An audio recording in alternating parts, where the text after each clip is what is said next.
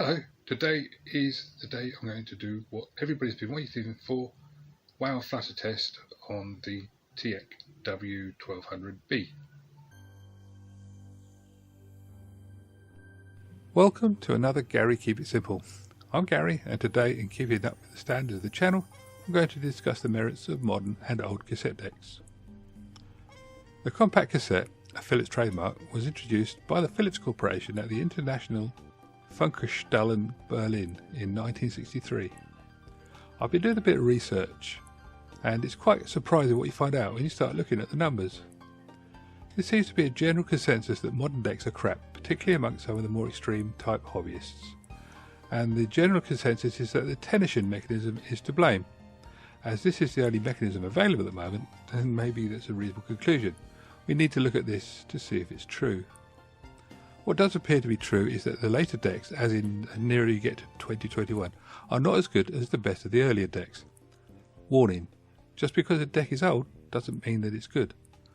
I've been doing a lot of research on this, and you can go back to 1965 and find decks that are pretty bad.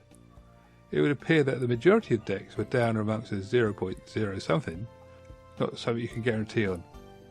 0.06 to 0.07 on the WOW and FLUTTER appears to be the standard that most manufacturers settled on. However, 0.15 is not unknown and is fairly common on general purpose decks, including hi-fi, from the majority of the manufacturers over the ages. If you go back, 0.4 has been used and was very common on Shoebox recorders, although those recorders mostly had AC bias, which means they recorded much better than modern Shoebox recorders. Modern recorders with DC bias sound awful. I wouldn't give them house room. The biggest difference with the modern decks appears to be the frequency response.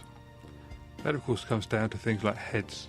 However, it is arguable that the frequency response is not as important as the overall sound that you get from the deck.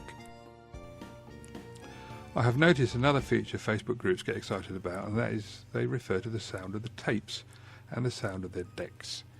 They get really excited if they both sound good together. Back to the story of the W-1200. This is a good quality deck for the 2020s. Amongst the hobbyists, this is the one that they have a go at, which they say it can't be any good because it's new. Obviously there is some truth in this, and that truth is that it uses a modern mechanism. The specified WOW and FLUTTER figures on these decks is 0.25.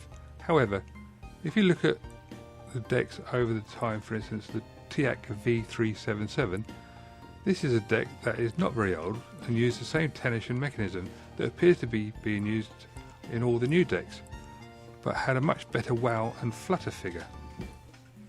So coming up you can see my attempts to narrow down the truth on the WOW and FLUTTER for this modern deck. With the use of YouTube music, I've put stuff up from this deck onto YouTube. The music I've chosen has been from the YouTube library, and I've noticed that using the library is of dubious quality in terms of WOW and FLUTTER.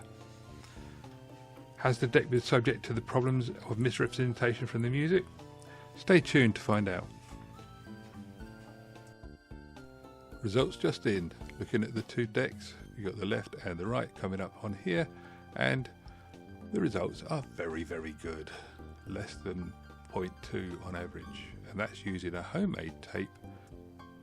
The tape was recorded on the deck that it was using to test. This means that the maximum it will be out is by ×2 and the minimum is by 0.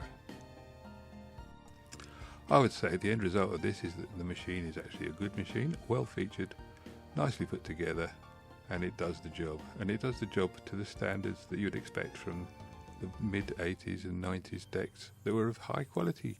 With this deck you got yourself a modern piece of equipment with good specifications.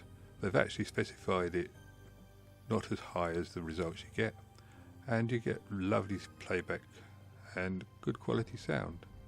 I think it's a winner.